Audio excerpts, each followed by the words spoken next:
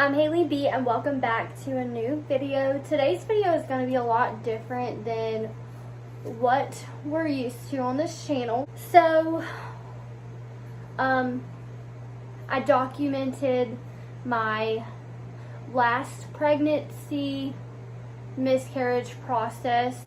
So there's going to be clips in here from that, also me explaining things and talking. So if that is something that triggers you, I would not click this video. We're in my room. Don't mind the fact that the mirror still has the stuff on the corners. I have not even taken tags off of anything. So the clip we're fixing to roll into is the first clip where the fluid starts coming and I started to notice that things were like not okay and changing. And yes, I've had a few questions, disclaimer on this video. The dad chose to not be around, so no, he is not included in any of this process. I did it all completely alone. So we're not going to ask questions about him. Thank you. Okay, so we're going to roll the next clip. Today is June 23rd. I'm at work, so I'm trying to be quiet, but I am in early stages of the baby being rejected by my body. I'm pouring fluid. No blood yet, but I have decided to document everything because this is my last pregnancy. I'll keep you guys posted. I'm having a lot of pain in my lower back. I'm a lot of pain in my lower abdomen. The pain is bad enough that like I want to stop breathing. It hurts. So I'll keep you guys posted.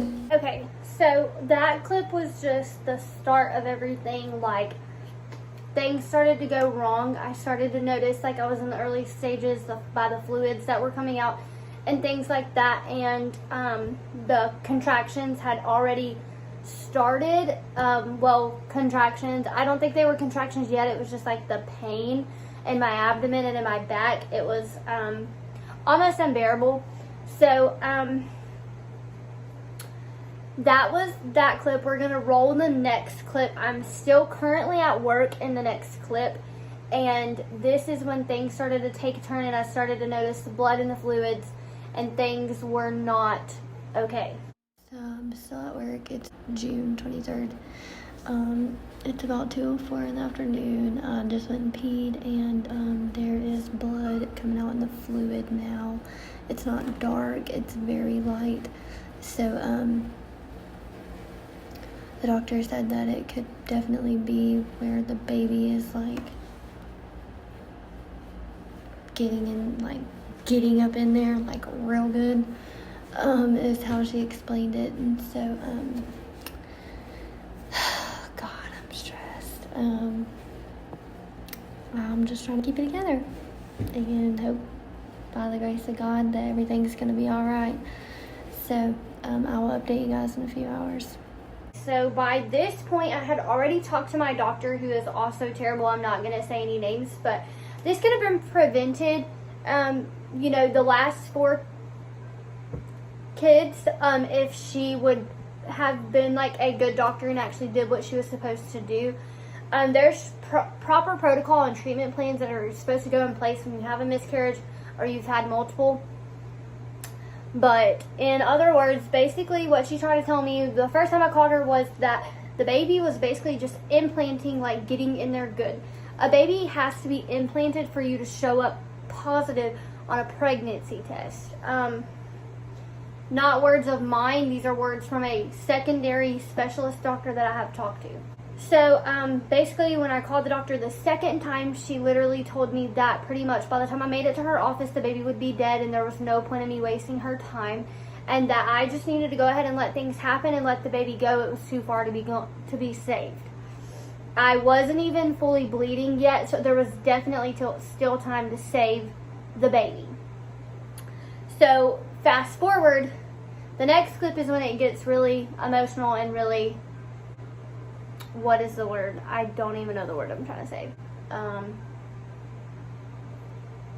Okay, whatever. Emotional. Here we go. Roll the clip. It's 4 o'clock. I just left work because I'm pouring blood everywhere.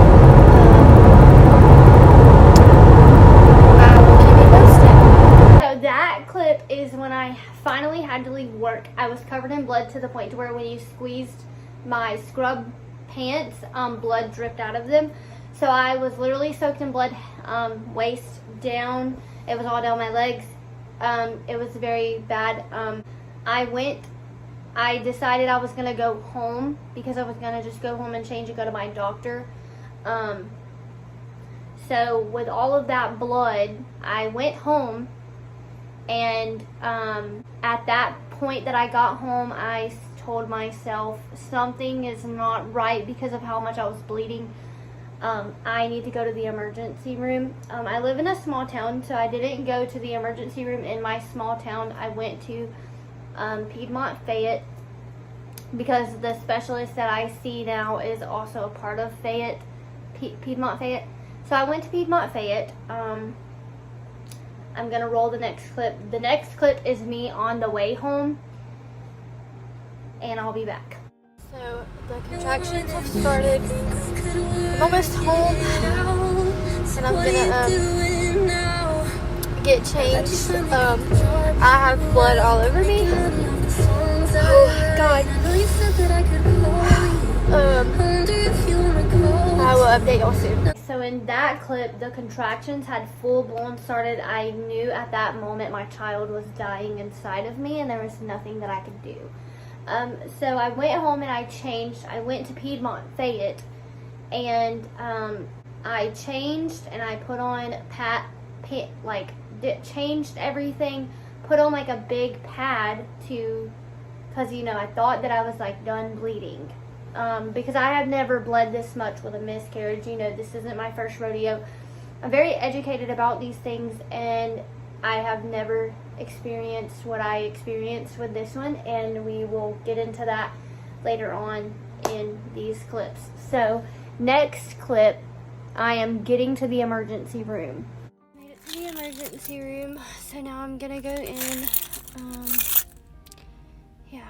So the next clip, they got me back to a room, gave me a treatment plan. When I got to the inside of the ER, I was bleeding so badly that they immediately took me back, put me in a gown, and put me in a bed. They had to give me a Rogam shot, which is basically because I just forgot what I was saying. Okay, a negative blood type, so they had to give me that shot to keep me protected for when my blood and the baby's blood mixed.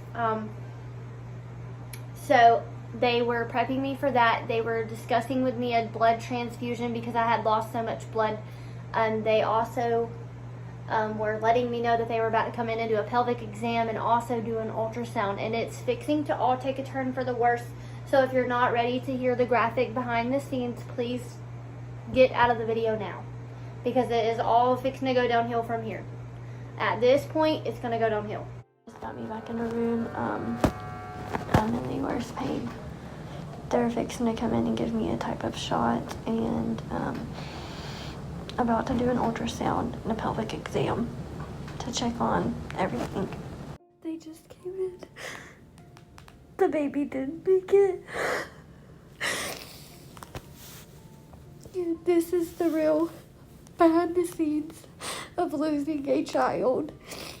So that clip, after that, everything took a turn for the worse. My blood pressure went up to stroke level. I started pre-seizing, which is basically where I started going into a seizure, but they were able to stop it. My heart rate went through the roof. I was shaking so bad that they couldn't even give me a shot without strapping me down. At this point, they had come in to do the pelvic exam to check on, you know, where's the baby located, because they couldn't find a heartbeat. And they couldn't really see the sac all that well. So they did a pelvic exam and found out the baby was lodged in my vaginal canal. So at this point, I had to push. Even though I was in excruciating pain and I could literally feel the baby ripping out of me, I had to push. If I didn't push and we didn't get the baby out of me, I was going to go be with Jesus. So I pushed for about 40 minutes, and they told me on the last push, you know, if the baby doesn't come out, we're taking you back for emergency surgery. And at that point, you know, emergency surgery was going to be our only option because the baby was literally stuck and they couldn't get we could not get the baby out. I was bleeding very bad. You know, they were reminding me that I may have to have a blood transfusion and all of these things. I should probably call someone. They wanted to admit me. It was scary. I definitely can say that through all of this, I learned so many things, and I can definitely say that I'm grateful that during this miscarriage I decided to go to the hospital rather than dealing with it at home, because all of my other ones, I'm very educated on this. I did deal with them at home, but this one was a lot different because this is the one that almost killed me. This is the one that opened my eyes to say, like, kids are not in the cards for me. And I'm gonna not cry in this, but it's hard losing a child, but it's even harder when you're doing it by yourself. I was at the hospital completely alone. I didn't let anyone come up there because I wanted no one to see me this way. So I was hooked up to a monitor on my stomach. I had a blood pressure cuff on, a thing on my hand. I had an EKG machine on. I was pouring sweat. I was crying. I had blood all down my legs. There was a puddle of blood literally in the bed. They kept having me to change the bedding. I didn't want anyone to see me that way because this is just not something that, it's traumatizing. It's not something that you just forget. I will always think about this. I'm not gonna cry. I will always remember this, and I will always think about this, and I didn't want anyone else to have to watch me completely fall apart. I think the hardest thing is knowing your child's not going home with you, or that you're gonna get to have a baby shower, or that you're going to get to experience all of the things. Losing a child is not easy. In this next clip, I'm gonna roll. My blood pressure and everything has went back to normal, and they got me situated and we got the baby out and all of that. So I'm gonna roll the next clip. This is really just the emotions, and then we're gonna wrap this video up. That was just the emotional part of, you know, they just came back in, did another pelvic exam and ultrasound to discover, you know, like every part of the baby is out. At that moment, I had just watched them take the baby particles and to go dispose of them, and that's a hard thing. Now we're about to get emotional. Losing a kid is not easy. I'm a mom of 5, and I've only held pretty much stillborn, passed away, and the hardest thing about all of this is knowing that I wanted my entire life to be a mom. And in the last 4 years, I've realized that no matter how bad you want something, if it's not in the cards for you, it's not going to happen. And each one of my pregnancies have taught me a lesson. And